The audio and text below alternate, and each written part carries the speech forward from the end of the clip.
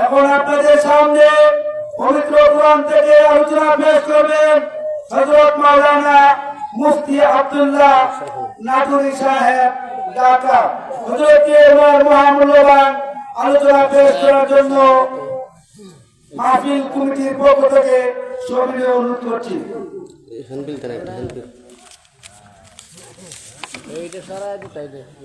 السلام عليكم ورحمة الله وبركاته.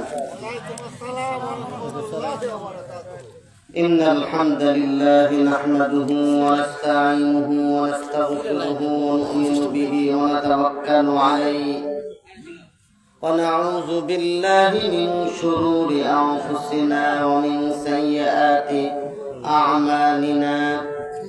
من يهده الله فلا مضل له ومن يضلله فلا هادي له. ونشهد أن لا إله إلا الله وحده لا شريك له. ونشهد أن سيدنا وسندنا وحبيبنا وطبيبنا ومحبوبنا ومرشدنا ومولانا محمدا عبده ورسوله أرسله بالحق بشيرا ونذيرا وداعيا إلى الله بإذنه وسراجا وقمرا منيرا. أما بعد فقد قال الله تبارك وتعالى في كلامه المجيد والفرقان الحميد. সবাই জবান খুলে পড়েন আমার সাথে। أعوذ بالله من الشيطان الرجيم. بسم الله الرحمن الرحيم. ويوم يعد الظالم على يديه يقول يا ليتني اتخذت مع الرسول سبيلا. يا ويلتى ليتني لم أتخذ فلانا خليلا. وقال رسول الله صلى الله عليه وسلم إن الله يرفع بهذا الكتاب أقواما ويضع به آخرين. رواه مسلم. وقال الله تعالى في شان حبيبه إن الله وملائكته يصلون على النبي يا أيها الذين آمنوا صلوا عليه وسلموا تسليما. সবাই নামাজে দুরূদ শরীফ জবান করে পড়ি।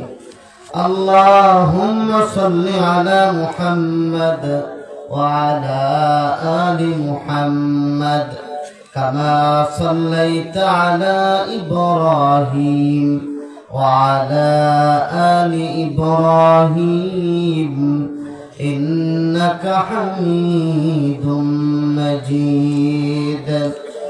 اللهم بارك على محمد وعلى آل محمد كما باركت على إبراهيم وعلى آل إبراهيم إنك حميد مجيد. بلغ العلا بكماله كشف الدجى بجماله حسنت جميع خصاله صلوا عليه وآله मुझे कुछ मिले या न मिले मोहम्मद मिले यानी वो शई जिससे अल्लाह मिले कलिमे तय्यबा ला इलाहा इल्लल्लाह সবাই জবান খুলে জিকির করি কালিমা তয়্যিবার জিকির লা ইলাহা ইল্লাল্লাহ এই যারা পিছনে আছেন যুবক ভাইরা সবাই জিকির করেন আর আগে আসেন লা ইলাহা লা ইলাহা লা ইলাহা ইল্লাল্লাহ মুহাম্মাদুর রাসূলুল্লাহ সাল্লাল্লাহু আলাইহি ওয়াসাল্লাম ইটনা নন্দিহাটি ও নয়া নন্দিহাটি হিলফুল ফুজুল যুব সংগঠন উদ্যোগে ইটনা কিশোরগঞ্জের 7ম বার্ষিক ইসলাম মহাসম্মেলনের মহতারাম জনাব সভাপতি হযরত মাওলানা মোহাম্মদ আইনউদ্দিন সাহেব দামাত বারাকাতুহুল আলিয়া আমার পূর্ব অত্যন্ত গুরুত্বপূর্ণ আলোচনা করছিলেন হযরত মাওলানা মুফতি সাইফুল্লাহ সাইফি অন্যান্য মুআজ্জাজ মুকাররম উলামায়ে কেরাম আমার সম্মুখে উপস্থিত শ্রদ্ধাভাজন মুরব্বিয়ান ইজম ইসলামের জন্য নিবেদিত প্রাণ যুবক ভাইরা পর্দার আড়ালে আমার মা বোনেরা সবাইকে সালাম দিচ্ছি আসসালামু আলাইকুম ওয়া রাহমাতুল্লাহি তাআলা ওয়া বারাকাতুহু ওয়ালাইকুম আসসালাম আপনারা সকলে ভালো আছেন আপনাদের চেহারা দেখে মনে হয় না যে আপনারা ভালো আছেন মনে হচ্ছে অনেক কষ্টে আছেন একটু জোরে সোরে সকলে আল্লাহ তাআলার প্রশংসা করে হ্যাঁ উচ্চ আওয়াজে সকলে বলি আলহামদুলিল্লাহ আমি কোরআনে কারীমের সূরাতুল ফুরকান থেকে কয়েকটা আয়াত তেলাওয়াত করেছি রাসূল করিম সাল্লাল্লাহু আলাইহি ওয়াসাল্লামের অসংখ্য হাদিস থেকে একটা হাদিস পাঠ করেছি কোরআনের আয়াত এবং হাদিসের আলোকে আপনাদের সম্মুখে কিছু কথা পেশ করব ইনশাআল্লাহুল আজিজ প্রিয় ভাইরা আল্লাহ সুবহানাহু ওয়া তাআলা মানবতার মুক্তির জন্য সর্বশেষ যে কিতাবটি আমাদের কাছে প্রেরণ করেছেন সেই কিতাবের নাম হলো কোরআনে কারীম ঠিক কি না এই কিতাবের নাম কি বলেন আল কোরআন কোরআন শব্দের অর্থ হলো আল মাকরু পড়া হয় পুনঃ পঠিত বারবার পাঠ করা হয় তার নাম হলো কোরআন এই পৃথিবীর মধ্যে সবচেয়ে যে কিতাবটি বেশি তেলাওয়াত করা হয় সবচেয়ে বেশি পাঠ করা হয় সেই কিতাবটির নাম হলো আল কোরআন জোরে বলেন না সুবহানাল্লাহ এই কোরআনটা তেলাওয়াত করলে সওয়াব এটা বুকে লাগালে সওয়াব এটা চোখে লাগালে নেকি এটা তেলাওয়াত করলে নেকি এটা তরজমা পড়লে নেকি এটা তাফসীর করলে সওয়াব অর্থাৎ এর সাথে সংশ্লিষ্ট যত বিষয় আছে সবগুলোই ঈমানদারদের জন্য অত্যন্ত গুরুত্বপূর্ণ চিৎকার করে বলেন না সুবহানাল্লাহ এই কোরআন এই পৃথিবীর বুকে কি জন্য এসেছিল কোরআনকে যদি জিজ্ঞেস করা হয় এই কোরআন তুমি কেন এই পৃথিবীর বুকে এসেছিলে কোরআন দ্ব্যর্থহীন ভাষা বলে দেয় ইন্না হাযাল কুরআন ইয়াহদি লিল্লাতী হিয়া আকওয়াম ওয়া ইউবাশশিরুল মুমিনিন কোরআন বলে এই যে কিতাব এই যে কোরআন এই কিতাব মানুষকে সরল পথ দেখানোর জন্য এসেছে চিৎকার করে বলেন না সুবহানাল্লাহ যারা সরল সহজ পথে চলতে চায় যে যুবক সমাজ সরল পথে চলার জন্য আজকে ইসলামী মহা সম্মেলন করছে তারা যদি কোরআনটা পড়ে এই কোরআনটা তেলাওয়াত করে কোরআন অনুযায়ী চলে তাহলে কোরআন তাদেরকে সহজ সরল পথে পরিচালিত করবে চিৎকার করে বলেন না সুবহানাল্লাহ শুধু তাই নয় এই কোরআন পরিষ্কার ভাবে ঘোষণা করেছে ويبشر المؤمنين الذين يعملون الصالحات أن لهم أجرا كبيرا কোরআন বলে যারা ইমানদার হবে এই কোরআন তাদেরকে জান্নাত পর্যন্ত পৌঁছায়া দিবে। জোরে বলুন না সুবহানাল্লাহ। এই জন্য আল্লাহ সুবহানাহু ওয়া তাআলা ইমানদারদেরকে কোরআনটাকে বুকে ধারণ করার জন্য কামড়ে ধরে আঁকড়ে ধরে জন্য আল্লাহ তাআলা কোরআনে কারীমের মধ্যে বলেছেন। জোরে বলেন না সুবহানাল্লাহ। আল্লাহ রাব্বুল আলামিন বলেছেন ওয়াতাসিবু বিহাবলিল্লাহি জামিআন ওয়া লা তাফাররাকু। ও ইমানদাররা আল্লাহর রজ্জু অর্থাৎ আল্লাহর কোরআনটাকে তোমরা মজবুত ভাবে ধারণ করো, তোমরা বিচ্ছিন্ন হয়ো না। আপনারা বলেন এই কিতাবের মধ্যে কোনো সন্দেহ আছে? কোন একটা আয়াতের মধ্যে, হ্যাঁ, কোন একটা সূরার মধ্যে কোনো ব্যাসকম আছে? আল্লাহ রাব্বুল আলামিন কোরআনে কারীম যখন নাযিল করেন, পৃথিবীর যত কিতাব লেখা হয়েছে ওই কিতাবের মধ্যে কখনো কোনো সময় চ্যালেঞ্জ করা হয় না, কিন্তু কোরআন বিশ্ববাসীকে একটা চ্যালেঞ্জ দিয়েছে, বলেছে যালিকাল কিতাবু লা রাইবা ফি হুদাল লিল মুত্তাকিন। আল্লাহ তাআলা বলেন এটা এমন একটা কিতাব যে কিতাবের মধ্যে বিন্দু মাত্র কোনো সন্দেহ নেই, এটা মুত্তাকিন পরহেজগারদের জন্য হেদায়েত। সুবহানাল্লাহ বলেন। যে কেউ এই কোরআন থেকে হেদায়েত পাবে না, হ্যাঁ, তাসলিমা নাসরিনও কোরআন পড়েছে, পড়ে কিন্তু হেদায়েত পায় নাই, ঠিক কিনা? গোমরা হয়েছে। কারণ আল্লাহ বলেন ইউদিল্লু বিহি কাসীরা ওয়া ইয়াহদি বিহি কাসীরা। এই কোরআনের দ্বারা আল্লাহ কাউকে কাউকে হেদায়েত দান করেন, আবার কোরআনের দ্বারা কাউকে কাউকে আল্লাহ গোমরা করে দেন। সুতরাং কোরআন পড়তে হবে কিসের নিয়তে বলেন? হেদায়েতের নিয়তে। আমি যে আয়াত তেলাওয়াত করেছি সূরাতুল ফুরকানের মধ্যে, আল্লাহ সুবহানাহু ওয়া তাআলা যারা কোরআনের উপর আমল করে না, কোরআন আল্লাহ তাআলা যে জন্য পাঠিয়েছেন সেই অনুযায়ী কোরআনকে তারা বাস্তবায়ন করে না, তারা কিয়ামতের দিন আফসোস করবে। কিয়ামতের দিন তাদের এক ভয়াবহ অবস্থা হবে। সেই অবস্থাটা আল্লাহ তাআলা কোরআনে কারীমের মধ্যে তুলে ধরেছেন। আল্লাহ রাব্বুল আলামিন বলেছেন ওয়ায়াউমা ইয়া'আদ্দু যালিমু আলা ইয়াদাইহি ইয়াকুলু ইয়া লাইতানি ইত্তাখাযতু মা'আর রাসূলি সাবিলা। আল্লাহ বলেন সেই দিন অর্থাৎ কিয়ামতের দিন, ওয়ায়াউমা ইয়া'আদ্দু যালিমু, সেদিন জালেমরা হাত কামড়াতে থাকবে। মানুষ যখন আফসোসে পড়ে যায় হাত কামড়ায় কামড়ায় বলে, আল্লাহ বলছেন সেদিন কিয়ামতের দিন জালেম যারা আছে তারা হাত কামড়াবে আর বলবে হায় হায়, মুহাম্মদ আমাদেরকে কালিমার দিকে কোরআনের দিকে দাওয়াত দিয়েছিল, আমরা কোরআন মানি নাই। যদি মুহাম্মদ সাল্লাল্লাহু আলাইহি সাল্লামের সাথে একটু সঙ্গ দিতাম, তার সাথে চলতাম, তাহলে আজকে কিয়ামতের দিন এই পরিণাম আমাদের হতো না। মক্কার একজন লোক ছিল, নাম ছিল তার উকবা ইবনে আবি মুআইত। এই লোকটার একটা অভ্যাস ছিল, বড় ব্যবসায়ী ছিল, দানবীর ছিল, মেহমান নওয়াজ লোক ছিল উকবা ইবনে আবি মুআইত।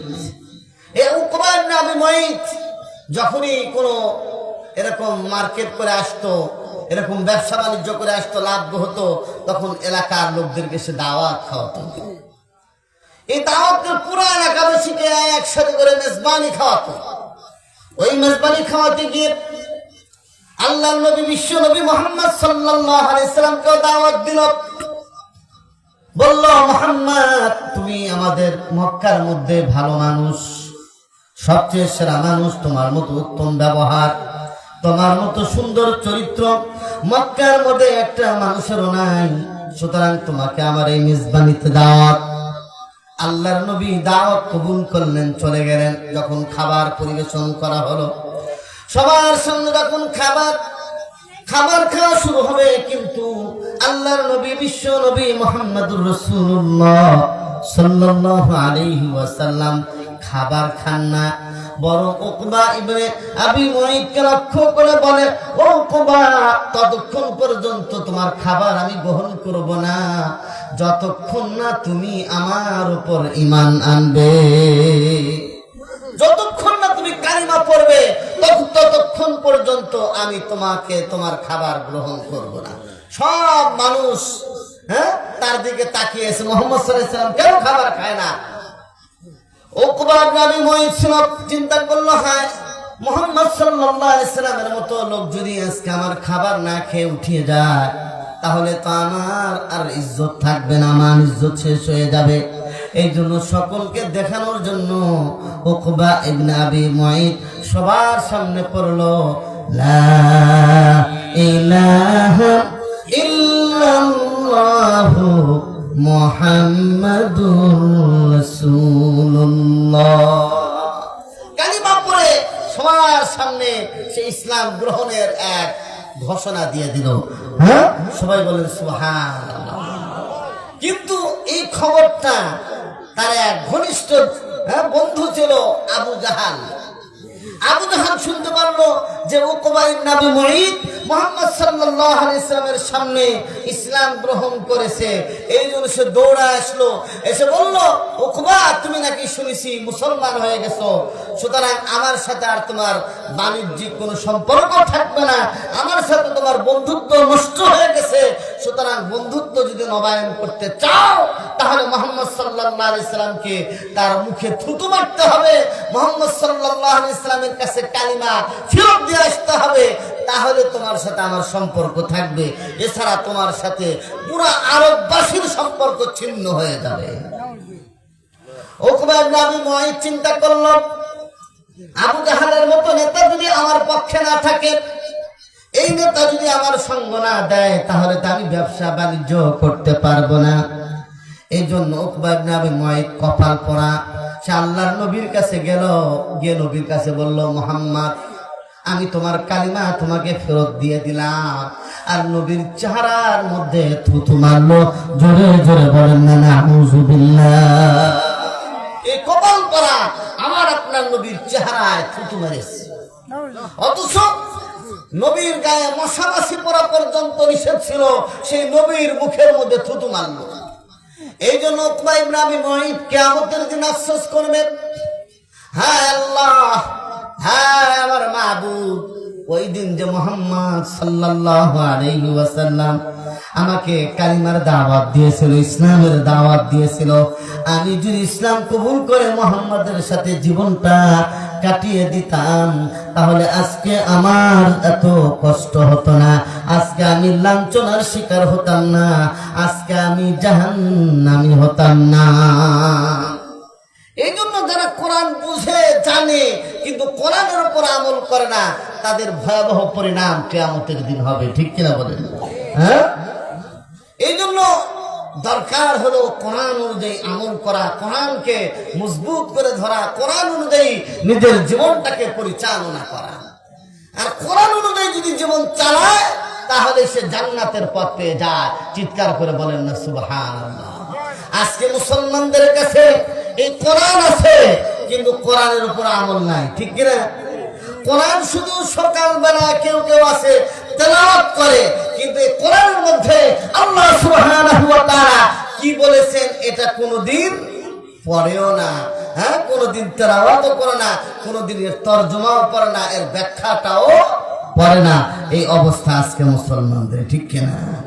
এই জন্য প্রিয় ভাইরা, এই যে কোরআন আল্লাহ রাসূল সাল্লাল্লাহু আলাইহি ওয়াসাল্লাম আমাদের সামনে রেখে গেলেন, এই কোরআন কি আমরা এমনিতে ছেড়ে দেব, না কোরআনকে আমরা জীবনে ধারণ করব? জোরে করে বলেন, কি করব আমরা? কোরআনটাকে পাঠ করতে হবে। কোরআনটাকে তেলাওয়াত করার জন্যই এই পৃথিবীর বুকে সর্বপ্রথম আল্লাহ তাআলা এই কোরআনকে পাঠিয়েছেন মানুষের তেলাওয়াতের জন্য। রাসূল করিম সাল্লাল্লাহু আলাইহি ওয়াসাল্লাম এই পৃথিবীর বুকে এসেছিলেন মানুষের সামনে কোরআন তেলাওয়াত করার জন্য। এই জন্য কোরআন তেলাওয়াত করলে লাভ না লস? আরো জোরে করে বলেন, কোরআন তেলাওয়াত করলে লাভ না লস? আল্লাহর নবী বলেছেন, মান ক্বারাআল কুরআনা বিহারফিন মিন কিতাবিল্লাহ ফালাহু হাসানা ওয়াল হাসানাতু বিআশরি আমসালিহা। আল্লাহর নবী বলছেন যে কোরআন খুললো, কোরআন খোলার পর একটি হরফ তেলাওয়াত করলো, একটি হরফ তেলাওয়াতের সাথে সাথে আল্লাহ সুবহানাহু ওয়া তাআলা তার আমলনামায় 10টা নেকি লিখে দেয়।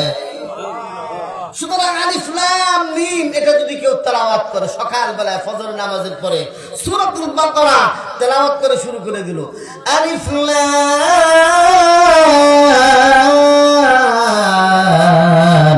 মিম যালিকাল কিতাবু লা রাইবা ফীহি।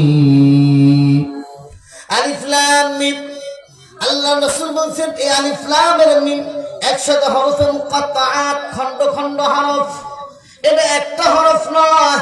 আমি বলি আলিফ একটা হরফ, লাম একটা হরফ, মিম একটা হরফ। আল্লাহ রাসূল বলেন যে আলিফ লাম মিম তেলাওয়াত করে আল্লাহ সুবহানাহু ওয়া তাআলা তার আমলনামায় 30টা নেকি নগদ লিখে দেন। কোরআন যারা তেলাওয়াত করে তাদের চোখের জ্যোতিও বেড়ে যায়। জোরে বলেন না সুবহানাল্লাহ। চুরি ডাকাতি যত জিন্নাতের আসর আছে বলতেছে কোরআন তেলাওয়াত করলে সেই জায়গা জিন্নাতের আসর হয় না। জোরে বলেন না সুবহানাল্লাহ। আল্লাহর নবী বলেছেন যে ঘরের মধ্যে সূরাতুল বাকারার তেলাওয়াত হয়, ওই ঘরের মধ্যে কোনদিন জিন ভূত এবং ওই শয়তানগুলো যারা মানুষকে ডিস্টার্ব করে এমন শয়তান এমন জিনগুলো ওই ঘরের মধ্যে প্রবেশ করতে পারে না। এই কোরআনে কারীমের মধ্যে একটা আয়াত আছে, আয়াতের নাম হলো আয়াতুল কুরসি। কি নাম বলে? আয়াতুল কুরসি। হ্যাঁ, এই আয়াতুল কুরসিটা তো দামি একটা আয়াত। কেউ যদি আয়াতুল কুরসি পড়ে ঘুমায়া যায় তাহলে আল্লাহ সুবহানাহু ওয়া তাআলা তার ঘর বাড়ি সব কিছু তার সম্পদকে হেফাজতের দায়িত্ব নিয়ে নেন। চিৎকার করে বলেন না সুবহানাল্লাহ। রাসূলের যুগে একবার শয়তান গনিমতের মাল চুরি করার জন্য এসেছিল। আল্লাহর নবী সাল্লাল্লাহু আলাইহি সাল্লাম আবু হুরায়রাকে দায়িত্ব দিলেন। দায়িত্ব দিয়ে বললেন, আবু হুরায়রা এই যে গনিমতের মাল তুমি পাহারা দিবে, কেউ যদি আসে তুমি ধরে আমার কাছে নিয়ে আসবে, চুরি করতে আসলে আমার কাছে তাকে নিয়ে হাজির করে দিবে। আল্লাহর নবীর কথা অনুযায়ী আবু হুরায়রা বসে আছেন। হঠাৎ করে দেখা গেল রাত্রিবেলায় একটা চোর এসে গনিমতের মালগুলো চুরি করে এরকম বের হয়ে যায়। আবু হুরায়রা জলদি করে দৌড়ায় তার হাতটা ধরে ফেললেন। বললেন, ভাই আপনি আমার হাত ধরলেন, আমি গরিব মানুষ, বাড়িতে আমার খাবারের কোনো ব্যবস্থা নাই, আমার সন্তানরা কান্নাকাটি করতেছে, এই জন্য সন্তানদের জান বাঁচানোর জন্য আমি চুরি করতে আসছি। বলতেছে, মেহেরবানি করে আপনি আমাকে ছেড়ে দেন, আর আমি কোনোদিন চুরি করতে আসবো না। আবু হুরায়রা তাকে ছেড়ে দিয়েছে। পরের দিন দেখা গেল আমার ওই লোকটা আবার আসছে, এসে আবার এরকম ভাবে কি করতেছে, চুরি করতেছে। আবু হুরায়রা ধরে ফেললেন। আজকেও খুব কাকুতি মিনতি করতেছে, ওজোর খাই করতেছে যে হুজুর আজকে ছেড়ে দেন, আমি আর কোনোদিন আসবো না। রাসূলের কাছে বলা হলো, রাসূল বললেন গতকাল এসেছিল, আজকেও আসবে, আবার দেখবো আগামীকালও আসবে সে। এরকম ভাবে পরের দিন আসলো। পরের দিন আসার পর তাকে রশিদে বেঁধে ফেললো। বললো তোমাকে ছাড়া হবে না। তখন বলতেছে, শোনো আমাকে ছেড়ো, মেহেরবানি করে আমাকে আর কষ্ট দিও না, আমি বড় গরিব মানুষ, অভাবী মানুষ, আমার ছেলে মেয়েরা না খেয়ে আছে। তবে আমি তোমাকে বলে যাই, এই যে চুরি, তোমার সম্পদের চুরি থেকে যদি বাঁচাইতে চাও, তোমাকে এমন একটা আমল আমি শিখাইয়া দেই, ওই আমলটা তুমি যদি করতে পারো নিয়মিত, তাহলে তোমার ঘরের মধ্যে কোনোদিন চুরি ডাকাতি হবে না। বুঝি সেটা কি? সে বলতেছে, ঘুমানোর আগে তুমি যদি আয়াতুল কুরসি আল্লাহু লা ইলাহা ইল্লা হুয়াল হাইয়ুল কাইয়ুম এটা পড়ে যদি শেষ পর্যন্ত পড়ে যদি তুমি ঘুমাও, তাহলে চুরি ডাকাতির হাত থেকে তোমার পুরো বাড়িটাকে আল্লাহ হেফাজতের মধ্যে নিয়ে নেয়। সুবহানাল্লাহ। এই জন্য প্রিয় ভাইরা, এই কোরআনের উপর যারা আমল করবে না তারা কিয়ামতের দিন আফসোস করবে। আমরা অনেকে জানি, জানার পরেও আমল করি না, ঠিক কিনা বলেন? আজকে আমি দেখলাম বাংলাদেশের একজন প্রখ্যাত নেতা, প্রখ্যাত এক দলের নেতা বলছে যে কোরআনের সাথে রাজনীতির, কোরআনের সাথে রাষ্ট্রের কোনো সম্পর্ক নাই। জোরে বলে নাউজুবিল্লাহ। কি বলেছে? যে কোরআনের সাথে ইসলামী রাজনীতি, কোরআনের সাথে রাষ্ট্র ব্যবস্থার কোনো সম্পর্ক নেই এবং আমরা এটাতে বিশ্বাসও করি না। নাউজুবিল্লাহ। তাহলে কি বোঝাতে চায়? যে কোরআনে কোনো রাজনীতি নেই, কোরআনে কোনো রাষ্ট্র ব্যবস্থার কথা বলা নেই, কোন সমাজ, কোরআনের মধ্যে কোন সমাজ ব্যবস্থার কথা নাই, এই কথাই উনি বোঝাতে চায়। পরিষ্কার কথা হলো, যে দলের নেতাই হোক না কেন, যে কেউ হোক না কেন, কোরআনের মধ্যে রাজনীতি আছে, কোরআনের মধ্যে ইসলামী সিয়াসাত আছে, কোরআনের মধ্যে আল্লাহ সুবহানাহু ওয়া তাআলা কিভাবে রাষ্ট্র পরিচালনা করতে হবে তা বলে দিয়েছেন। রাসূলুল্লাহ সাল্লাল্লাহু আলাইহি ওয়াসাল্লাম স্বয়ং তিনি রাষ্ট্র ব্যবস্থা পরিচালনার মাধ্যমে কিভাবে রাষ্ট্র পরিচালনা করতে হয় এই বিষয়টি দুনিয়াবাসীকে শিক্ষা দিয়ে গেছেন। সুতরাং ওই সমস্ত নেতা খেতার কথা মানার সময় আমাদের না, ঠিক কিনা? সে যত বড় নেতাই হোক না কেন, ঠিক কিনা? আমার ভাইরা, সবচেয়ে বড় নেতা ছিলেন মুহাম্মদুর রাসূলুল্লাহ সাল্লাল্লাহু আলাইহি ওয়াসাল্লাম। সুতরাং তিনি যা বলেছেন সেটাই আমরা কি করতে হবে? আমাদের আমলে নিতে হবে, সেটাই আমাদের কাজ করতে হবে। আজকে পুরা দুনিয়ার কোথাও এই কোরআনের বাস্তবায়ন নেই, শুধুমাত্র একটা দেশের মধ্যে কোরআনের আইনের বাস্তবায়ন আছে, সেটা হলো আফগানিস্তান। ইসলামী ইমারত আফগানিস্তান। আর ও কোথাও সৌদি আরবে সামান্য কিছু আছে, সামান্য কিছু থাকার কারণে অনেকটাই শান্তিতে আছে তারা, ঠিক কিনা? সুতরাং বাংলাদেশে যদি পরিপূর্ণভাবে ইসলামী খিলাফা, কোরআনের আইন, কোরআনের শাসন যদি প্রতিষ্ঠিত হয়, তাহলে বাংলাদেশের মানুষ পরিপূর্ণভাবে শান্তি পেয়ে যাবে, ঠিক কিনা? কিন্তু আজকে বাংলাদেশের মানুষ এই বাস্তবতাটা উপলব্ধি করছে না দেখেই বারবার তারা কি করতেছে? মার খাচ্ছে, বারবার তারা জুলুম এবং নির্যাতনের এবং বঞ্চনার শিকার হচ্ছে, ঠিক কিনা বলেন? আমার প্রিয় ভাইয়েরা, এই জন্য যারা কোরআন অনুযায়ী চলবে না, কোরআন অনুযায়ী নিজেকে চালাবে না, আল্লাহ সুবহানাহু ওয়া তাআলা কোরআনে কারীমের মধ্যে বলেছেন, ওয়াকালার রাসূলু ইয়া রাব্বি ইন্না কওমি ইত্তাখাযু হাযাল কুরআনা মাহজুরা। আল্লাহ তাআলা বলেছেন, রাসূল কিয়ামতের দিন বলবেন, ওয়াকালার রাসূল, রাসূল বলবেন, ইয়া রাব্বি, হে আমার রব, আমার মাওলা, এই যে আমার জাতি, এই যে আমার কওম, আমার উম্মত, এদের কাছে আমি কোরআন রেখে এসেছিলাম, কোরআনকে তারা পরিপূর্ণভাবে ছেড়ে দিয়েছিল, কোরআনের কথাগুলো তারা শুনে নাই।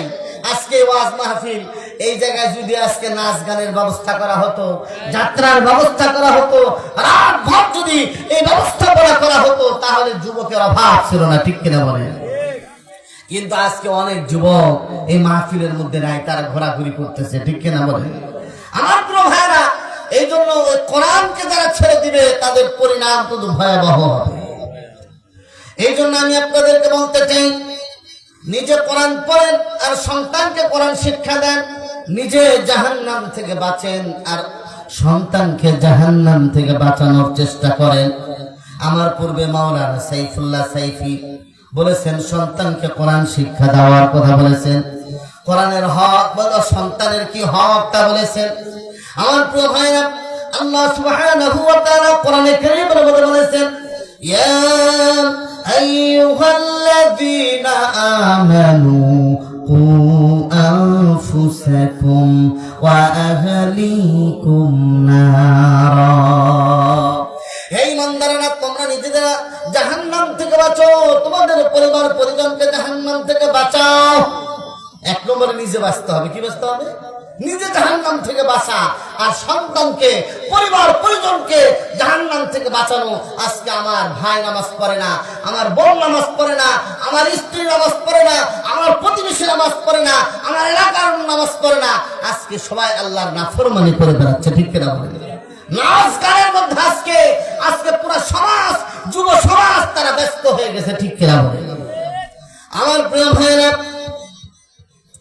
এই জন্য যুবকদের পায়ে হাত রেখে বলবে, যুবক, তোমাকে আল্লাহ তাআলা যে যৌবন নামক একটা বড় নিয়ামত দিয়েছেন, এই নিয়ামতের কদর করো। তোমার যৌবন আছে, তুমি ইচ্ছা করলে মসজিদ বানাইতে পারো, মসজিদ ভাঙতে পারো, কিন্তু তোমার যৌবনটা যদি আল্লাহর গোলামির মধ্যে কাটিয়ে দাও যুবক, মনে রাখবে আল্লাহ সুবহানাহু ওয়া তাআলা তোমাকে আরশে আজিমের ছায়া দান করবেন। জোরে বলেন না সুবহানাল্লাহ। ইন্ডিয়ার একজন যুবক, দাড়িও নাই, দাড়ি কাটা, কিন্তু আশিক রাসূল ছিলেন, রাসূল করিম সাল্লাল্লাহু আলাইহি ওয়াসাল্লামের মহব্বতের লোক ছিলেন। ওই যুবক, তার নাম ছিল গাজী ইলমুদ্দিন। গাজী ইলমুদ্দিন শুনতে পারলো যে ভারতের একজন লেখক রঙ্গিলা রসুল বই লিখে আমার নবীর বিরুদ্ধে কটূক্তি করেছে, আমার নবীর সমালোচনা করেছে, অর্থাৎ রসুলকে বানাইছে রঙ্গিলা রসুল। হ্যাঁ, রসুলকে বানাইছে রঙ্গিলা, রঙ্গিলা রসুল বানাইছে। কে লিখেছে? ওই যুবক শুনতে পারলো কলকাতার একটা পাঠাগারের মধ্যে যে লেখক রঙ্গিলা রসুল নামক বইটা লিখেছে, যুবক শুনতে পারলো ওই লেখক নাকি এই পাঠাগারের মধ্যে, এই গ্রন্থাগারে এসেছে। গাজী ইলমুদ্দিন সাধারণ একজন যুবক, দাড়ি কাটা, কিন্তু ইশকে রাসূল, আল্লাহ রাসূলের মহব্বত এত বেশি ছিল, বলতেছে একটা তরবারি নিয়ে চলে গেল, গোপনে একটা তরবারি নিল, তরবারি নিয়ে ওই লেখককে জিজ্ঞেস করছে, রঙ্গিলা রসুলের লেখক আপনি কি? এই রঙ্গিলা রসুল আমার নবীর সমালোচনা করে, আমার নবীর বদনাম করে, আপনি কি কিতাব লিখেছেন? বলছে হ্যাঁ আমি লিখেছি। বলছে এটা কি আপনার বই? বলছে হ্যাঁ। গাজী ইলমুদ্দিন তার ভিতর থেকে তরবারিটা বের করে ওই যে রঙ্গিলা রসুলের লেখককে পেটের মধ্যে তার ছুরিটা ঢুকায়া দিল। ঢুকায়া দেওয়ার পর সাথে সাথে সে মরে গেল, আর তাকে গ্রেফতার করা হলো। গ্রেফতার করার পর আদালতে উঠানো হলো। সারা দুনিয়ার মুসলিম ওকিল যারা আছে তারা বলল, ও যুবক, তুমি শুধু একটা কথা আদালতে দাঁড়িয়ে বলবে যে আমার মাথা, আমার মেজাজ ঠিক ছিল না, আল্লাহর নবীর বদনাম করার কারণে আমার মাথা ঠিক ছিল না, এই জন্য আমি তাকে হত্যা করেছিলাম। এই কথাটা বললেই তোমাকে বিচারপতি খালাস দিয়ে দিবে। বলতেছে এই কথাটা শিখায় দিছে, কিন্তু সে গিয়ে আদালতের মধ্যে বলতেছে, মাননীয় আদালত, আমি স্বেচ্ছায় সজ্ঞানে এই গুস্তাখে রাসূলকে দুনিয়া থেকে বিদায় করেছি, কারণ আল্লাহর নবী আমাকে আজকে রাত্রে স্বপ্নে দেখা বলতেছেন, ও গাজী ইলমুদ্দিন শোনো, তোমার জন্য আমি অপেক্ষা করতেছি, জলদি করে তুমি চলে আসো। ওই সময় বড় বড় উকিল, বড় বড় ব্যারিস্টার তার পক্ষে দাঁড়ায় গেছে, কিন্তু যেহেতু আইনের মারপ্যাচের ব্যাপার ছিল, কিন্তু গাজী ইলমুদ্দিন ইতিহাস কায়েম করলো যে আল্লাহর নবীর গুস্তাখ যারা হয়, আল্লাহর নবীর সাথে বেয়াদবি করলে তার পরিণাম দুনিয়াতে এটা হয়, আর আখিরাতেও আরেকটা হবে, ঠিক কিনা বলেন? এই জন্য আল্লাহ নবী বলেছেন, মান সাব্বা নাবিয়ান ফাকতুলু, যে নবীকে গালি দাও তাকে তোমরা হত্যা করে দাও। নবীকে যে গালি দেয়, নবীর সাথে বেয়াদবি করে, বলতেছে তার রক্ত আর হালাল থাকতে পারে না, হারাম হয়ে যায়। এই জন্য গাজী ইলমুদ্দিন ইতিহাসের পাতা নাম লিখিয়েছে। সুতরাং আজকের এই যুবক, আপনার যুবকদেরকে বলতে চাই, তোমরা যে পর্যায়ে থাকো না কেন, স্কুল কলেজে থাকো আর মাদ্রাসায় থাকো, যে পর্যায়ে থাকো না কেন, বাংলাদেশে আল্লাহ রাসূল সাল্লাল্লাহু আলাইহি ওয়াসাল্লামের শান মান মর্যাদা নিয়ে যদি কেউ কটূক্তি করে, ইতনা মিঠা মাইনের যুবকরা বসে থাকতে পারে না, ঠিক না? রাজি আছেন? আর ভাইরা, আল্লাহর নবী সাল্লাল্লাহু আলাইহি ওয়াসাল্লামের বিরুদ্ধে আবু রাফি নামক এক যুবক আল্লাহর নবীর বদনাম করত। মুহাম্মদ ইবনে মাসলামা নামক একজন যুবক দাঁড়ায় গেল। আল্লাহর নবী বললেন, কে আছে আবু রাফিকে হত্যা করতে পারবে? কারণ সে নিয়মিত আমার বদনাম করে, মানুষের মধ্যে বিষোদ্গার ছড়িয়ে দিয়েছে। মুহাম্মদ ইবনে মাসলামা দাঁড়ায় গেল, দাঁড়িয়ে গিয়ে বলল, ইয়া রাসূলুল্লাহ, ইয়া হাবিবাল্লাহ, আমি আপনার এই খেদমতটা করার জন্য রাজি আছি। বুখারীর মধ্যে ঘটনাটা আছে। আমার প্রিয় ভাইরা, বলতেছে মুহাম্মদ ইবনে মাসলামা কৌশল করে আবু রাফের বাড়িতে ঢুকে গিয়ে অন্ধকারের মধ্যে তরবারি চালায়া আবু রাফেকে দুনিয়া থেকে বিদায় করে দিল। তার পাটা এরকম ভাবে ভেঙে গিয়েছিল। আল্লাহর নবী সাল্লাল্লাহু আলাইহি সাল্লাম থুতু লাগায় হাত দিয়া তার পাটাকে পর্যন্ত ঠিক করে দিয়েছিলেন। চিৎকার করে বলেন না সুবহানাল্লাহ। আল্লাহর নবী ছিলেন রহমতের নবী, মায়ার নবী। তিনি অনেককে মাফ করে দিয়েছেন, কিন্তু আবার কিছু কিছু লোককে মাফ করেন নাই, ঠিক কিনা? হ্যাঁ, সবাইকে মাফ করা যায় না। কিছু কিছু আছে ব্ল্যাক লিস্টের লোক, কিছু কিছু গুনাহগার আছে, তাদেরকে মাফ করা যায় না। যেমন আমার ভাই সাইফুল্লাহ সাইফি বলেছেন যে কিছু বান্দা আছে তাদের দোয়া আল্লাহর দরবারে কবুল হবে না সামনে শবে বরাত। কিছু মানুষের দোয়া আল্লাহর দরবারে কবুল হবে না। তার মধ্যে এক নম্বর হলো যারা আল্লাহর সাথে শিরিক করে, আল্লাহর সাথে শরীক করে, আল্লাহর জাত আর সিফাতের মধ্যে শরীক করে, এমন বান্দাদেরকে আল্লাহ তাআলা মাফ করবেন না। শিরিকের গুনাহ মহাপাপ, মারাত্মক এক গুনাহ শিরিক। এই জন্য শিরিকের গুনাহ আল্লাহ তাআলা মাফ করবেন না। আল্লাহর নবীর দরবারে কিছু কাফের গুনাহগার শিরিককারী লোক এসে হাজির হলো, ইয়া রাসূলুল্লাহ 40 বছর নাফরমানি করেছি আল্লাহর, 40 বছর শিরিক করেছি, বেদাত করেছি, ইয়া রাসূলুল্লাহ আমরা কি আল্লাহর দরবার থেকে মাফ পাইতে পারি কিনা?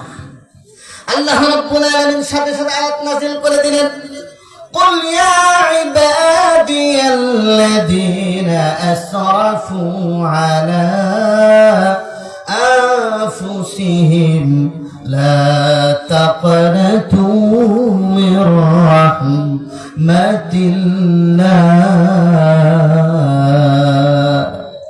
আল্লাহ তাআলা বললেন, নবী আপনি বলে দেন, হে আমার বান্দারা শুনে নাও, যারা নফসের উপর জুলুম করেছো, অন্যায় করেছো, জিনা করেছো, ব্যভিচার করেছো, তোমরা শুনে নাও, তোমরা আল্লাহর রহমত থেকে নিরাশ হবে না। ইন্নাল্লাহা ইয়াগফিরুদ যুনুবা জামিআ ইন্নাহু হুয়াল গফুরুর রাহিম। আল্লাহ রাব্বুল আলামিন বলছেন, যত গুনাহ করেছে আল্লাহ তাআলা মাফ করার জন্য রাজি আছেন। জোরে বলেন সুবহানাল্লাহ। আল্লাহ তাআলা বলছেন, বান্দারে তোমার গুনাহ যদি সাগরের ফেনা বরাবর হয়, তুমি শুধু একবার পড়ো আস্তাগফিরুল্লাহাল্লাযী লা ইলাহা ইল্লা হুয়াল হাইয়ুল কাইয়্যুম। এটা যদি তুমি পড়ো বান্দা, বুখারীর মধ্যে আছে, তোমার গুনাহটা যদি সাগরের ফেনা বরাবর হয়, আমি আল্লাহ তাআলা তোমার সব গুনাহগুলো ধুয়ে মুছে পরিষ্কার করে দিব। সুবহানাল্লাহ। ইন্নাহু হুয়াল গফুরুর রহিম। আল্লাহ তাআলা ক্ষমাশীল, পরম করুণাময়।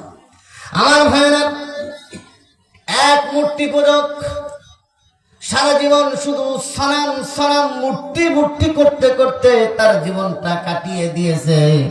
40 বছর শুধু সনাম আর সনাম, মূর্তি মূর্তি মূর্তি। কিন্তু এক সময় তার জবান থেকে আল্লাহর একটা নাম বের হয়েছে, সমাদ। আল্লাহুস সামাদ, সামাদ নাম বের হয়েছে। আল্লাহ তাআলা বলছেন, বান্দা লাব্বাইকা ওয়া সাদাইকা ইয়া আবদি, আমার গোলাম, আমার বান্দা, আমি হাজির। তুমি এতদিন তো আমাকে ডাকো নাই, হঠাৎ করে তুমি আমাকে ডাক দিলা, ব্যাপারটা কি? বলতেছে 40 বছর মূর্তির পূজা করলাম, মূর্তির সামনে মাথা নত করলাম, কোনদিন মূর্তি আমার সামনে আমাকে বলে নাই তুমি কি চাও, কিন্তু আপনাকে একবার ডাক দিয়েছি সমাদ বলে, ইয়া সমাদ, আল্লাহুস সামাদ, আর আপনি আমার দরবারে হাজির হয়ে গেছেন। বলছে, বান্দা তুমি একবার আমার নাম কারণে আমি 40 বছরের যত গুনাহ ছিল সব গুনাহগুলো আমি মাফ করে দিলাম।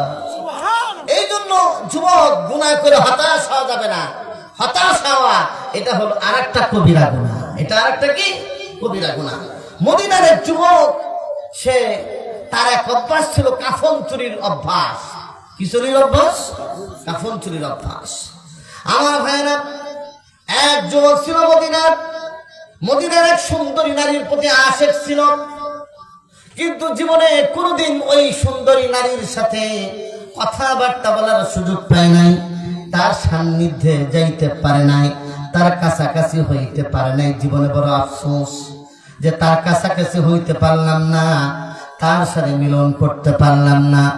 এই জন্য যখন মদিনার ওই সুন্দরী নারীটার ইন্তেকাল হয়ে গেল, ইন্তেকাল হয়ে যাওয়ার পর সময় যখন দাফন করে চলে গেছে, রাত্রি বেলায় ওই যুবকটা কি করেছে? তার কাপড়টা খুলে ফেলেছে, খুলে ফেলে তার সাথে ব্যভিচার করেছে।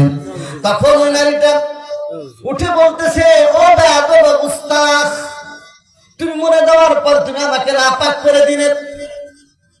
এই কথা বলার পর ওই যুবকটা কবরস্থান থেকে বের হয়ে আসছে। আসার পর আল্লাহর নবীর দরবারে গিয়ে হাজির হয়ে গেছে। আল্লাহর নবীর দরবারে গিয়ে বলল, ইয়া রাসূলুল্লাহ, ইয়া হাবিবাল্লাহ, আমি এমন এক গুনাহ করেছি, পাপাচার করেছি, যে গুনাহ আল্লাহ তাআলা কোনদিন মাফ করবে না। আল্লাহর নবী বললেন, তুমি শিরিক করেছো কিনা? বুঝে না। তুমি মাকে হত্যা করেছো? বুঝে না। তুমি কি বেয়াদবি করেছো? বুঝে না। বুঝে কি করেছো? বুঝে এরকম একটা কাজ করেছি। আল্লাহর নবী বললেন, যুবক রে, তুমি যদি খালেস তওবা করতে পারো, এমন তওবা যে তওবার পরে আর কোনো তওবার প্রয়োজন হয় না, তুমি যদি লজ্জিত হও, আল্লাহর দরবারে কায়মুল বাক্যে যদি তওবা করতে পারো, আল্লাহ সুবহানাহু ওয়া তাআলা তোমার এই ধরনের গুনাহগুলো মাফ করে দিবেন। এই জন্য কবি বলেছেন, দার জাওয়ানি তওবা করদান শিওয়ায়ে পয়গম্বরি। বলতেছে, যুবক বয়সে কেউ যদি তওবা করে, এটা নবীদের খাসলত। কারণ নবীরা একেবারে নওজোয়ান থেকে আল্লাহর দরবারে তওবা করতে করতে উপরে আসেন। নবীদের জীবনে কোনো গুনাহ ছিল না। ঠিক কিনা বলেন? আমার আপনার নবী সরকার দো আলম নবী সাল্লাল্লাহু আলাইহি ওয়াসাল্লাম প্রতিদিন 70 বার করে তওবা ইস্তেগফার করতেন, কিন্তু নবীর কোনো গুনাহ ছিল বলে? কিন্তু নবী উম্মতকে শিক্ষা দেওয়ার জন্য তওবার আমল করেছেন। এই জন্য আজকে বাংলাদেশের মানুষকে বলতে চাই, ও বাংলার মানুষ, তোমরা কত শাসন দেখেছো, কত নীতি দেখলা বাংলার জমিনে। একটিবারের জন্য তোমরা অঙ্গীকার করো, শপথ না, বাংলার জমিনে একটিবারের জন্য আল্লাহর কোরআন যদি জারি হয়ে যায়, বাংলার জমিনে আর দুর্নীতি থাকবে না, মাস্তানি থাকবে না, চাঁদাবাজি থাকবে না, সব কিছু বন্ধ হয়ে বাংলাদেশ একটা শান্তির রাজ্যে পরিণত হবে। রাজি আছেন আপনারা? কারা কারা আছেন কোরআনের পক্ষে? দেখি হাত উঠান, হাত উঠান। নারায়ে তাকবীর, নারায়ে তাকবীর। আল কোরআনের আলো, আল হাদিসের আলো, কোরআন সুন্নাহ যেখানে, ইসলাম আছে যেখানে, নারায়ে তাকবীর। আমার ভাইরা, বন্ধুরা আমার, এই জন্য রাসূল করিম সাল্লাল্লাহু আলাইহি ওয়াসাল্লাম বলছেন, ইন্নাল্লাহা ইয়ারফা'ু বিহাদাল কিতাবি আকওয়ামা ওয়া ইয়াদা'ু বিহি আখারিন। নিশ্চয় আল্লাহ সুবহানাহু ওয়া তাআলা কোরআনের দ্বারা কারো কারো মান মর্যাদা উপরে উঠায়া দেন, আর যারা কোরআনকে পিছনে রাখে, এই কোরআনের কারণে তাদের মর্যাদা আল্লাহ তাআলা পিছনে দিয়ে দেন। ঠিক কিনা বলেন? আমার ভাইরা, হযরত ওমর ফারুক রাদিয়াল্লাহু তাআলা আনহু, যার এমন অবস্থা ছিল, হযরত ওমর ইবনে খাত্তাবের 8টা ছেলে ছিল। কয়টা?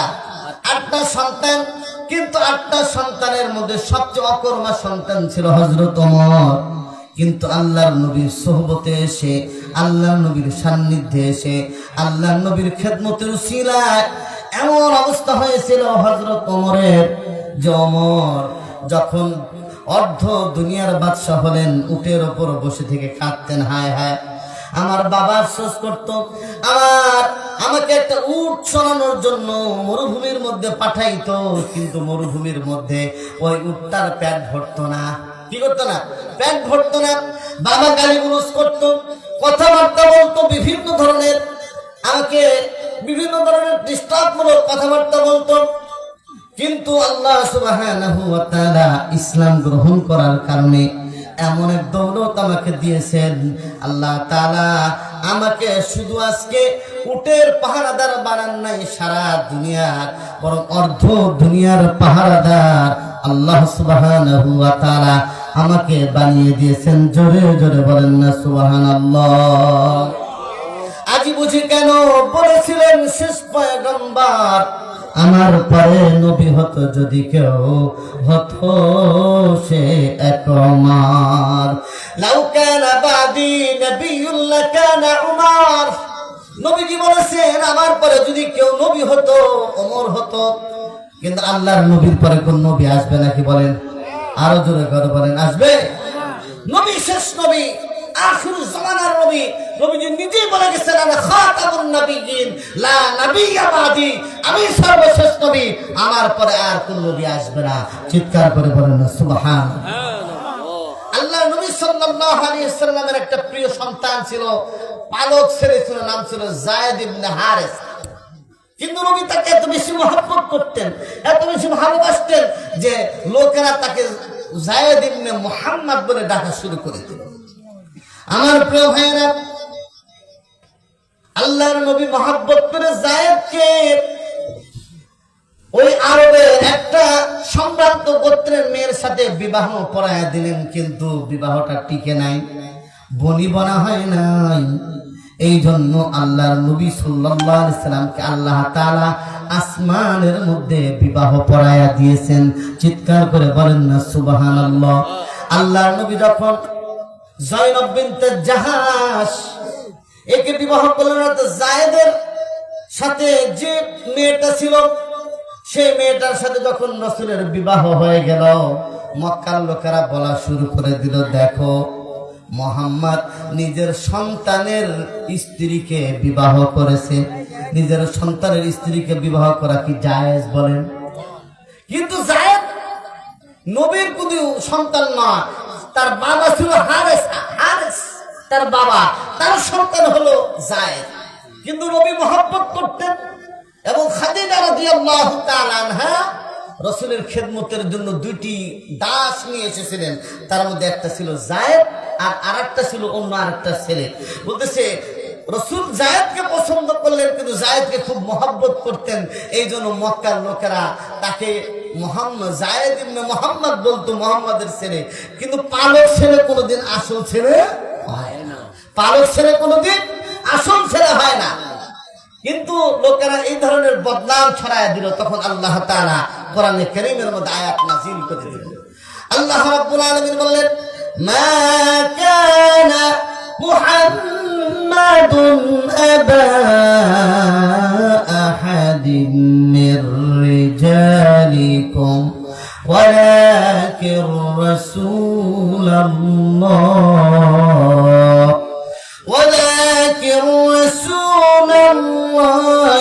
وخاتم النبيين।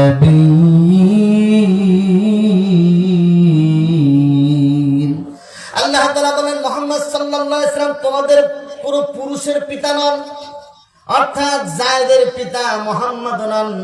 তিনি হলেন আল্লাহর রাসূল, তিনি হলেন সর্বশেষ নবী। তিনি হলেন কি? সর্বশেষ নবী। সুতরাং মুহাম্মদ সাল্লাল্লাহু আলাইহি ওয়াসাল্লাম তার ছেলের স্ত্রীকে বিবাহ করেছে, এই ধরনের বক্তব্য সঠিক নয়।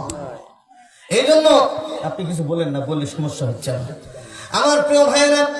এই জন্য আমি আপনাদের কাছে বলতে চাই, আল্লাহ নবী শেষ নবী, কিন্তু আমাদের সমাজের মধ্যে আহমদিয়া মুসলিম জামাত কাদিয়ানী সম্প্রদায় নামে এক সম্প্রদায় আছে, যারা আমার নবীর বিরুদ্ধে, অর্থাৎ নবী শেষ নবী না, এই ধরনের প্রোপাগান্ডা, এই ধরনের বিশ্বাস তাদের মধ্যে আছে।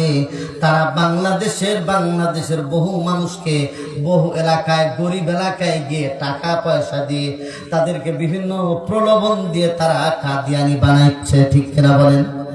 আমাদের উত্তরবঙ্গে অনেক জায়গায়, পঞ্চগড়, আমাদের নাটোর, এরকম বিভিন্ন জায়গায়, ঢাকা শহরে পর্যন্ত তারা এই দাওয়াতি কাজ করে। বৃদ্ধদের মধ্যে কাজ করে, মেয়েদের মধ্যে কাজ করে, যুবকদের মধ্যে কাজ করে, বালকদের মধ্যে তারা কাজ করে।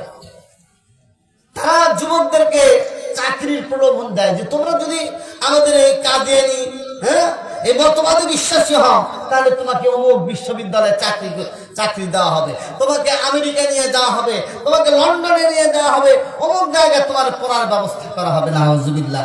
এইভাবে করে করে আমাদের দেশে কাদিয়ানি বানানো হচ্ছে, ঠিক কিনা বলে? আমার প্রিয় ভাইয়েরা, এই জন্য আমি বলতে চাই, এই যে যুবক যারা আছে আজকে সুন্দর হিলফুল ফুজুল সংগঠন মহাসম্মেলনের ব্যবস্থা করেছে, আমি তাদেরকে বলতে চাই, ও যুবক, তোমাদেরকে কয়েকটা কাজ করতে হবে। 1 নম্বর হলো সহি শুদ্ধ কোরআন। 2 নম্বর হলো কোরআন যদি সহি করে পড়তে পারো, 2 নম্বরের কাজ হলো কোরআনের তর্জমাটা পড়বে। যদি সম্ভব হয় কোনো আলেমের সোহবতে থেকে আলেমের পরামর্শ নিয়ে কোরআনের তর্জমাটা পড়বে, তাফসীরটা পড়বে। তারপরে কোরআনের প্রচার প্রসার করবে, যা জানবে মানুষের মধ্যে প্রচার করে দিবে, নিজে কোরআনের উপর আমল করবে, আর পুরা দেশের মধ্যে কোরআনটা ছড়িয়ে দেওয়ার কাজ করবে। পারবা তোমরা সবাই? আমি লম্বা টাইম ওয়াজ করবো না, অল্প সময়ের মধ্যেই দোয়া করে দিব ইনশাআল্লাহ। আমার প্রিয় ভাইয়েরা, এই জন্য আমি বলতেছি না, নিজের সন্তানকে কোরআন শিক্ষা দেন। কোরআনকে যদি শিক্ষা না দেন, এই সন্তানই আল্লাহর দরবারে গিয়ে বলবে, আল্লাহ, এই যে আমার মা বাবা, আমার মুরব্বীরা, এরা জানতো আল্লাহর কালাম, জানতো, নামাজ পড়তো, রোজা রাখতো, হজ করতো, যাকাত দিত, কিন্তু কোনদিন আমাদেরকে কোরআনের তালিম দেয় নাই, কোরআনের শিক্ষা দেয় নাই, কোরআনের কাছে নিয়ে যায় নাই, আলেম আমাদের কাছে নিয়ে যায় নাই। আজকে আমি জাহান্নামী, সুতরাং আমি আগে জাহান্নামে যাইতে চাই না। আমার বাপ মাকে আগে আমার সামনে নিয়ে আসবেন, তাদেরকে সামনে রেখে তাদেরকে পদদলিত করে তারপরে আমি জাহান্নামে যাব। এই জন্য আল্লাহ বলছেন, নিজে বাঁচো জাহান্নাম থেকে এবং পরিবার পরিজনকে জাহান্নাম থেকে বাঁচাও। আজকে আমাদের মা বোনদের মধ্যে পর্দা পুশিদা, মা বোনদের মধ্যে একটা মারাত্মক অবস্থার সৃষ্টি হয়েছে যে তারা আজকে পর্দা জিনিস, যে পর্দা কি জিনিস, এটাই আজকে আমাদের অনেক মা বোনেরা বুঝে না। আলেমন আমাদের স্ত্রী ছাড়া অনেক খুব মানুষই আছে যারা পর্দা বুঝে না, ঠিক কিনা? অথচ আল্লাহর নবী বলছেন, ইয়াকুমুদ দুখুল আলান নিসা, ও দুনিয়ার মানুষেরা শোনো, মহিলাদের কাছে প্রবেশ করার ব্যাপারে তোমরা সাবধান। একজন বলল, আবু আল্লাহর নবী, আর আইতাল হামওয়া, আলহামদু আল মাউত। রসুল বললেন, দেবর কেমন? রসুল বললেন, দেবর হলো মৃত্যু সমতুল্য। দেবরের সাথে ভাবির দেখা জায়েজ নাই, আছে? কিন্তু আমাদের গ্রামগঞ্জে ভাবি যদি ভাত না দেয়, দেবর ক্ষেত্রে অবস্থা খারাপ, ঠিক কিনা? হ্যাঁ, ভাই এসে পিটানো শুরু করে দিবে, আমার ভাইকে ভাত দেয় না, আমার ভাইয়ের সাথে এরকম আচরণ। আসলে তো শরীয়তে জায়েজ না, ঠিক কিনা?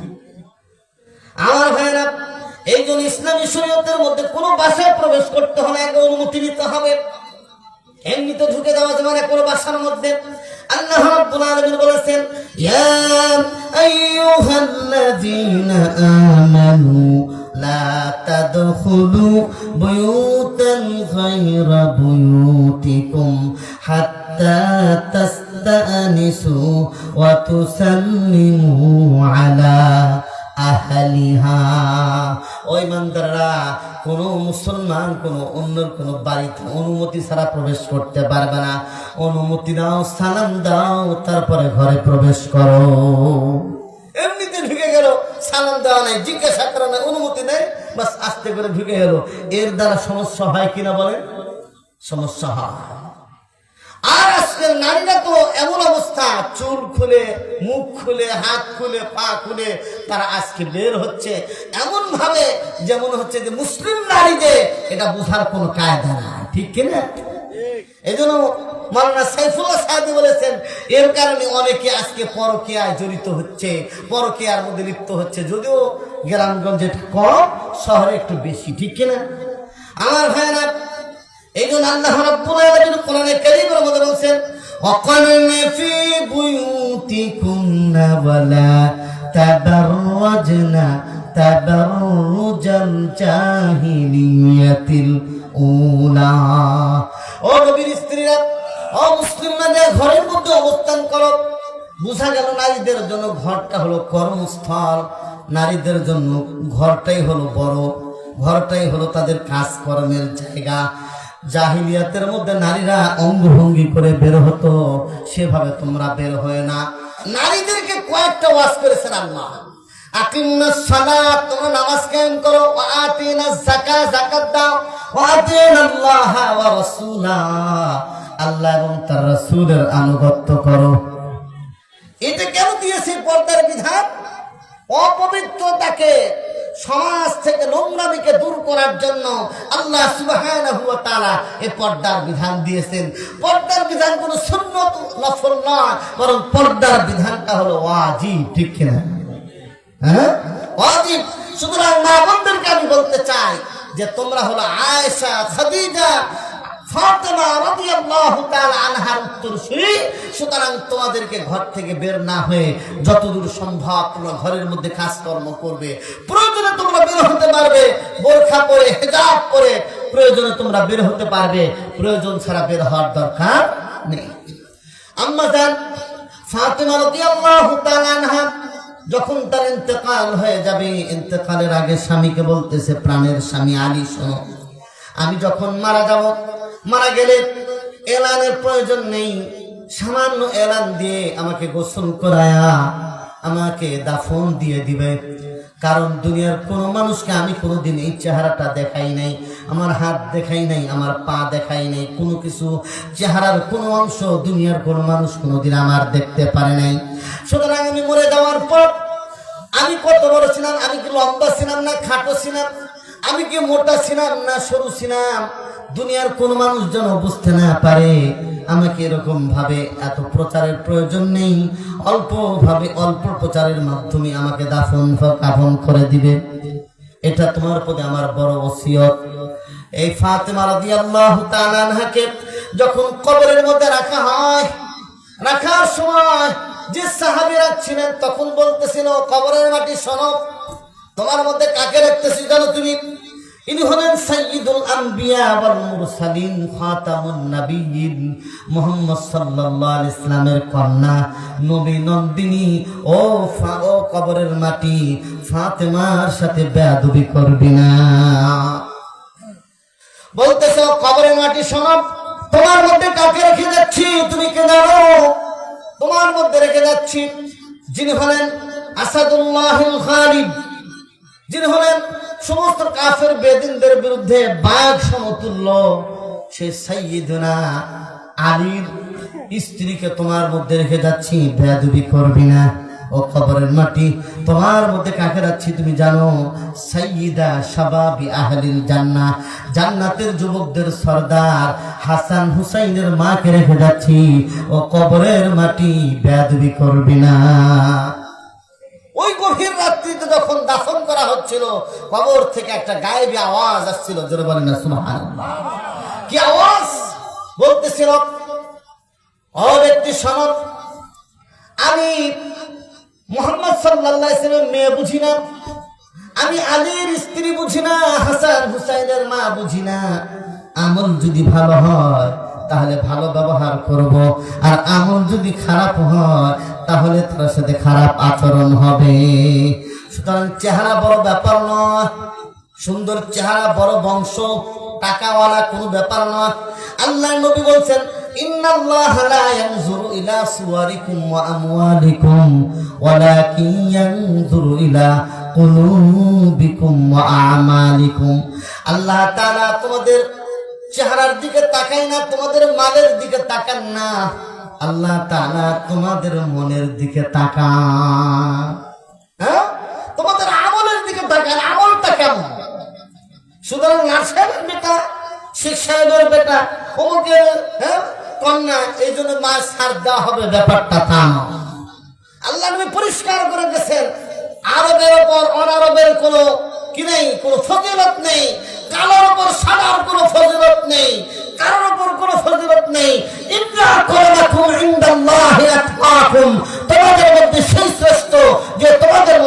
পরহেজগার, জোরে বলেন সুবহানাল্লাহ।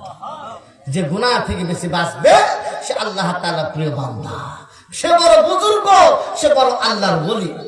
আল্লাহর নবী বলেন ইত্তাকিল মাহারিব তাকুন আবাদান নাস। ও উম্মতেরা শোনো, তোমরা হারাম থেকে বাঁচো, গুনার কাছ থেকে তোমরা বাঁচো, তাহলে তোমরা সবচেয়ে বড় ইবাদত গুজার হবে। এই জন্য হাকিম উম্মত মুজাদ্দিদ মিল্লাত হযরত মাওলানা শাহ শবরী থাওয়াবী রাহমাতুল্লাহ আলাইহি বলেছেন যে কোন ব্যক্তি জীবনে কোনো নফল আমল করে নাই, কোনো নফল আমল নাই, কিছুই নাই, শুধু ফরজ গুলো করেছে আর গুনার কাজ হারাম কাজ থেকে বেঁচে থেকেছে, এ নিশ্চিত ভাবে আল্লাহর ওলি। জোরে বলেন না সুবহানাল্লাহ। আজকে আমাদের নজরের গুনাহ, জবানের গুনাহ, কানের গুনাহ, পায়ের গুনাহ, লজ্জাস্থানের গুনাহ, গুনাহ দিয়ে মানব জমিনটা ভরা। আর নারী আর নারী, সব জায়গায় শুধু নারী আর নারী, ঠিক কিনা? সব জায়গায় গুনাহ আর গুনাহ। আজকে যুবকরা বিড়ি সিগারেট, মুরব্বীদের সামনে বিড়ি সিগারেট খাচ্ছে, ঠিক কিনা? মুরব্বী মানতেছে না, মুরব্বীদের কোনো ইজ্জত নাই আজকে এই সমাজের মধ্যে, ঠিক কিনা?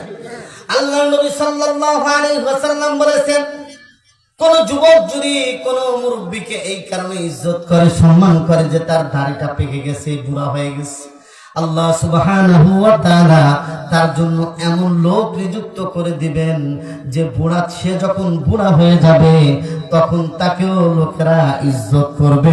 চিৎকার করে বলেন না সুবহানাল্লাহ। হ্যাঁ, কি আর চলবে না? বন্ধ করে দিব? হ্যাঁ, দোয়া করে দিই নাকি? রাত তো অনেক হয়ে গেছে, কারণ এখন আর লম্বা রাত্রে ওয়াজ শোনার পরিবেশ আর কি আমাদের দেশে নেই। এই জন্য লম্বা ওয়াজ দরকার নেই, ওয়াজ একটাই আমার ওয়াজ, সেটা হলো আলাইকুম বিল কোরআন, আপনাদের উপর কোরআন এবং হাদিস মানা। আলাইকুম বিল কোরআন ওয়াস সুন্নাহ, আপনাদের জন্য জরুরি হলো কোরআন এবং সুন্নাহ। রাসূল বলছেন, এই আমার উম্মতেরা শোনো, আমি চলে যাওয়ার পরে মতানৈক্য এবং ইখতিলাফ দিয়ে পুরো সমাজটা ভরে যাবে। আলাইকুম বিসুন্নতি ওয়া সুন্নাতিল খুলাফায়ের রাশিদিন আল মাহদিয়িন, আমার সুন্নতকে আঁকড়ে ধরো আর আমার সাহাবীদের সুন্নতকে আঁকড়ে ধরো। আমার সাহাবীরা এই সময় কি আমল করেছেন? সামনে রমজান আসতেছে, একদল দাঁড়ায় যাবে 8 রাকাত তারাবি। গ্রামগঞ্জে তো এটা নাই, 8 রাকাতেরও কি এক পার্টি আছে না?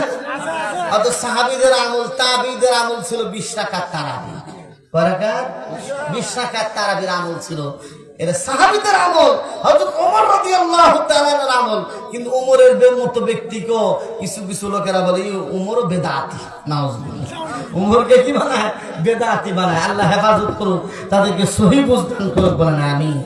এই জন্য সাহাবীদের আমল কি ছিল এটাই আমাদের দেখা দরকার। এই সমাজকে পরিবর্তন করতে হবে সাহাবীদের আদলে, সাহাবীদের আদর্শে। সুতরাং আজকের এই যুবক, হিলফুল ফুজুলের যুবকরা যদি হযরত আবু বকরের মতো হয়, হযরত ওমরের মতো হয়, হযরত ওসমান গনি রাদিয়াল্লাহু তাআলা আনহুর মতো হয়, হযরত আলী কাররামাল্লাহু ওয়াজহার মতো হয়, হযরত খাব্বাবের মতো হয়, হযরত খুবাইবের মতো হয়, হযরত খালিদ বিন ওলীদের মতো হয়, হযরত আব্দুল্লাহ রাদিয়াল্লাহু তাআলার মতো হয়, তাহলে আমি মনে করব এই সংগঠনটা কায়েম করাটা কি ঠিক হয়েছে, এই সংগঠন কায়েম মজবুত হয়েছে, ঠিক কিনা? এই জন্য যুবক, আমি তোমাকে বলে যাই, আমি বেশি কথা তো বলতে পারলাম, রাত অনেক হয়ে গেছে, তোমাকে সর্বশেষ আহ্বান করে যাই, গান বাজনা শুনো না, গান বাজনার ধারে কাছে যাবে না। হ্যাঁ, ফেসবুকে অত বেশি দেখা দরকার নাই, লেখাপড়া করো, বাপ মায়ের খেদমত করো, জনগণের সেবা করো, যতটুকু পারো ফকির মিসকিনকে সাহায্য সহযোগিতা করবে। হ্যাঁ, সাহায্য সহযোগ, দুর্নীতির সাথে, মাস্তানির সাথে, চাঁদাবাজির সাথে জড়িত হবে না। পারলে প্রতিদিন 1-2 পৃষ্ঠা করে কোরআন তেলাওয়াত করো। আর আলেম ওলামাদের সোহবতে কুনু মা'আস সাদিকিন, আল্লাহ ওয়ালাদের সাথে, জীবনে একজন আল্লাহ ওয়ালার সাথে, আল্লাহর ওলির সাথে, আলেমের সাথে সম্পর্ক রেখে জীবন কাটাও, দেখবা তুমি সফল কাম। আর তুমি যদি ওই সমস্ত উল্টাপাল্টা লোকদের সাথে চলাফেরা করো, তাহলে জীবনটা বরবাদ। রাজি আছো তো ইনশাআল্লাহ? কারা কারা রাজি আছে? হ্যাঁ, এই যুবক হাত ধরে সবত উঠাও। আল্লাহ তাআলা আজকের মাহফিলকে কবুল করুন, বলেন আমিন। কিছু বলবেন আপনারা? বলেন এই অনেক যুবকরা সবার আয়োজন করতো, এরা অনেকে প্রবাসে আছে, বিদেশ গেছে গা, এরা দোয়া চাইছে, সাহায্য সহযোগিতা করছে, যারা একটা যেন দোয়া করে আকেল একটা সভাপতি কিছু কইলে হ্যাঁ, অনেকে প্রবাসে আছে, অনেক যুবক ভাইরা প্রবাসে আছে। দোয়া করে ফেলা। হ্যাঁ, এবং যারা হাওড়ে আছে এই এলাকা, তাদের জন্য আল্লাহ তাআলা আবাদ বসতগুলো যেন ভালোভাবে হয়, তাদের উন্নতি তারাক্কি হয়, এই বিষয়ে সবাই এখন দোয়া করবে ইনশাআল্লাহ। সবাই ইস্তিগফার করে আস্তাগফিরুল্লাহ রাব্বি মিন কুল্লি যামবি ওয়া আতুবু ইলাইহি লা হাওলা ওয়া লা কুওয়াতা ইল্লা বিল্লাহিল আলিয়্যিল আযীম। আস্তাগফিরুল্লাহ রাব্বি মিন কুল্লি যামবি ওয়া আতুবু ইলাইহি লা হাওলা ওয়া লা কুওয়াতা ইল্লা বিল্লাহিল আলিয়্যিল আযীম। হ্যাঁ, اللهم صل على محمد وعلى آل محمد كما صليت على إبراهيم وعلى آل إبراهيم إنك حميد مجيد. اللهم بارك على محمد وعلى آل محمد كما باركت على إبراهيم وعلى آل إبراهيم إنك حميد مجيد. سبحان الله وبحمده سبحان الله العظيم. اللهم صل على سيدنا محمد النبي الأمي وعلى آله وسلم تسليما. ربنا ظلمنا أنفسنا وإن لم تغفر لنا وترحمنا لنكونن من الخاسرين. رب ارحمهما كما ربياني صغيرا. رب ارحمهما كما ربياني صغيرا. আল্লাহ তাআলা ইটনাবাসী যুবক ভাইদের উদ্যোগে আজকে ইসলামী মহাসম্মেলন, আল্লাহ তাআলা প্রায় রাত 1টা বেজে গেছে। আয় আল্লাহ, যুবক ভাইরা এখনো ওয়াজ মাহফিলের মধ্যে বসে আছেন, মুরব্বী বাপজিরা বসে আছেন। আয় আল্লাহ তাআলা অনেক মা বোনের আওয়াজ শুনতেছেন। রব্বুল আলামিন আল্লাহ তাআলা আজকের এই মাহফিলকে তুমি ভরপুর কবুল করে নাও। রব্বুল আলামিন যারা মাহফিল করার জন্য কষ্ট করেছেন, মেহনত করেছেন, টাকা পয়সা দিয়েছেন, আয় আল্লাহ মেহেরবানি করে কিয়ামতের কঠিন ময়দানে এই মাহফিলের আয়োজন তাদের নাজাতের উসিলা বানিয়ে দিও। আল্লাহ তাআলা যে সমস্ত যুবকরা প্রবাসী আছেন, বিদেশে আছেন, আল্লাহ যারা যাবেন এবং যারা দেশে আছেন সবাইকে কবুল করে নাও। বিদেশ এবং প্রবাসে তাদের জীবনের নিরাপত্তা নসিব করে দাও। আয় আল্লাহ তাদের ইনকামের মধ্যে তুমি বারাকা নসিব করে দাও। রব্বুল আলামিন হাওর এলাকার আল্লাহ এলাকার মানুষ সংগ্রাম করে বেঁচে আছে, আল্লাহ তাআলার জমিনের মধ্যে বরকত দিয়ে দাও, রিজিকের মধ্যে বরকত দিয়ে দাও, অভাব অনটন দূর করে দাও। রব্বুল আলামিন বাংলার জমিনকে ইসলামের জন্য কবুল করে নাও। আয় আল্লাহ তাআলা তোমার এক বান্দা তার মেয়ের জন্য দোয়া চেয়েছেন, আল্লাহ তার মেয়েকে দ্বীনের জন্য কবুল করে নাও, পেরেশানি দূর করে দাও। আল্লাহ তার মনের নেক চাহাতকে তুমি পূর্ণ করে দাও। আল্লাহ তাআলা হিলফুল ফুজুল সংগঠনের যত যুবক আছে আল্লাহ সবাইকে নামাজি বানিয়ে দাও, পরহেজগার বানিয়ে দাও, বাপ মায়ের খাদেম বানিয়ে দাও, আলেম ওলামাদের পরামর্শে চলার তৌফিক নসিব করে দাও। রব্বুল আলামিন ভালো একটা চাকরির ইন্তজাম করে দাও। রব্বুল আলামিন আল্লাহ তাআলা আমাদের প্রিয় মাতৃভূমি বাংলাদেশ, আল্লাহ দেশকে তুমি কবুল করে নাও, ফলে ফসলের বরকত দিয়ে দাও। আয় আল্লাহ আসমানি জমিনি হাওয়াই সকল প্রকার আযাব গজব থেকে বাংলাদেশকে হেফাজত করো। রব্বুল আলামিন আয় আল্লাহ প্রতিবেশী দেশের ষড়যন্ত্র থেকে বাংলাদেশকে হেফাজত করো। আয় আল্লাহ তাআলা বাংলাদেশের ইঞ্চি ইঞ্চি মাটি হেফাজত করো, স্বাধীনতা সার্বভৌমত্ব কিয়ামত পর্যন্ত কবুল করে নাও। আয় আল্লাহ বিশ্বের যেখানে যেখানে মুসলমানরা মজলুম অবস্থায় আছেন, আল্লাহ মজলুম মুসলমানদের হেফাজত করো। আল্লাহ খাস করে গাজা এলাকার মুসলমানরা বড় অসহায়, তাদের দিকে তাকানোর কেউ নাই। আল্লাহ কুদরতি নজর দিয়ে তাদের হেফাজত করো। ইসরায়েল এবং আমেরিকাকে পৃথিবীর ইতিহাস থেকে নাস্তানাবুদ করে দাও। রব্বুল আলামিন মাজলুমের বিজয় দান করো, জালিমকে আল্লাহ শেষ করে দাও, খতম করে দাও। হককে বা আল্লাহ হককে তুমি গালেব করে দাও, বাতিলকে নাস্তানাবুদ করে দাও। রব্বুল আলামিন মাওলানা সাইফুল্লাহ সাইফি এবং যারা আমাকে দাওয়াত করেছেন রব্বুল আলামিন মহব্বত তাদের মহব্বতকে তুমি কবুল করে নাও। আয় আল্লাহ, আমার কাছে দেওয়ার মতো কিছু নাই। রব্বুল আলামিন তোমার রহমত দিয়ে তোমার বান্দাদের কলিজাটা তুমি ভরে দাও। রব্বুল আলামিন মা বোনদের মনের নেক আশা পূর্ণ করে দাও।